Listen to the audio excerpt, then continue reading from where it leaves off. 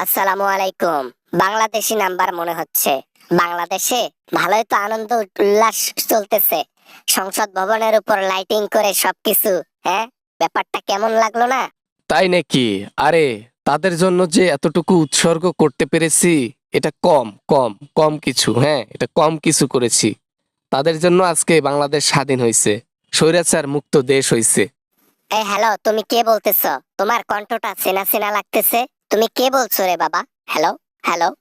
তোমার কণ্ঠটা খুব চেনা চেনা লাগতেছে, মনে হইতেছে কে যেন এটা, কে যেন এটা। ওই যে আমাদেরকে ধরছিলেন যে রাতের বেলায়, মনে আছে না? রাতের বেলায় ধরেছিলেন, আমাদেরকে আয়না ঘরে রাখছিলেন, মনে আছে না?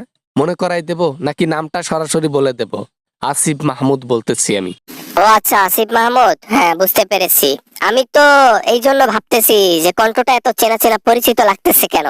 তা তুমি হুট করে ফোন করলা কেন? কেন কেন কেন ফোন করলা আমাকে বাবা, বলো দেখি শুনি। ফোন করলাম যে ম্যাডাম নাকি আসে বাংলাদেশে। কই, ম্যাডামের তো ছায়াও বাংলাদেশে দেখা যাচ্ছে না। কি, আপনি তো নিজে বলেন বাংলাদেশে টুপ করে ঢুকে পড়বেন অমুক তমুক। কই, আপনার তো ছায়াও দেখা যায় না দিল্লিতেও।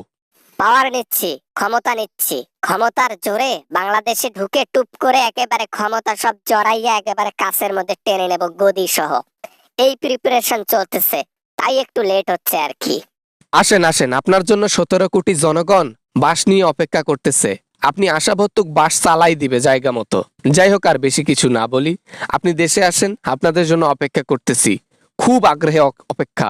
তোমাদেরকে যদি সেই দিনে আমি খতম করে দেই, তাহলে আর এত প্রেসারে পড়তে হয় না। আজকে আমাকে এত প্রেসারে থাকতে হয় না, দেশ ছাড়তে হয় না। একমাত্র ওই সমন্বয়ক কয়টার জন্যই আজকে আমার এই হাল। তাদেরকে দেখে নেব আমি। কি জানি সামনাসামনি দেখতে পারেন কিনা জানি না। গুগলে গিয়ে নাম সার্চ করে অথবা ফেসবুকে নাম সার্চ করে আমাদেরকে দেখে নেন, ছবিতে দেখে নেন। সামনাসামনি তো কখনো দেখতে পারবেন না, তাই না? দেশে তো আসবেন না, তাই না? যাব যাব, টুপ করে কাঁটাতারের বেড়া ঝাঁপিয়ে লাফিয়ে বাংলাদেশে যাব। গিয়ে টপ করে বাংলাদেশের গদিটা টুপ করে নিয়ে নেব। টুপ করে ক্ষমতা নিয়ে টুপ করে বসে থাকবো। টুপ করে সবকিছু করব। টুপ করে বাংলাদেশের লোক আপনার পেছনে টুপ চালিয়ে দেবে, টুপ করে আপনাকে টুপ করে দেবে। বুঝছেন আপনি কি বলতে চাচ্ছেন আর আমি কি বলতে চাচ্ছি? বুঝে নেন, বুঝছেন? বাংলাদেশি লোক না, বুঝতে পারছেন? আমার যে ক্ষমতা রয়েছে, বাংলাদেশের মানুষ টোটাল ওই ওই ক্ষমতা এখনো অর্জন করতে পারে নাই, ঠিক আছে? আমি দেখো না দিল্লিতে কিভাবে রাজরানীর মতো বসে খাচ্ছি, রাজরানীর মতো আছি। মোল্লার দৌড় যেমন মসজিদ পর্যন্ত, আপনার দর মোদির ক্ষমতা পর্যন্ত।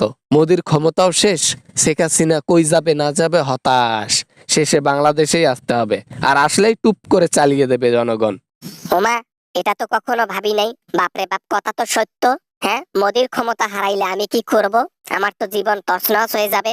হ্যাঁ, ইয়া আল্লাহ রে, মাথা তো নষ্ট করে দিল আসিফ মাহমুদে। হ্যাঁ, হ্যাঁ, 18 কোটি মানুষের মাথার উপরে কাটল ভাঙি খাওয়াইয়া লোকটার মাথায় এইটা নাই যে মোদির ক্ষমতা যতদিন আছে আপনিও ততদিন আছেন। অভিনয় কম করেন প্রিয়।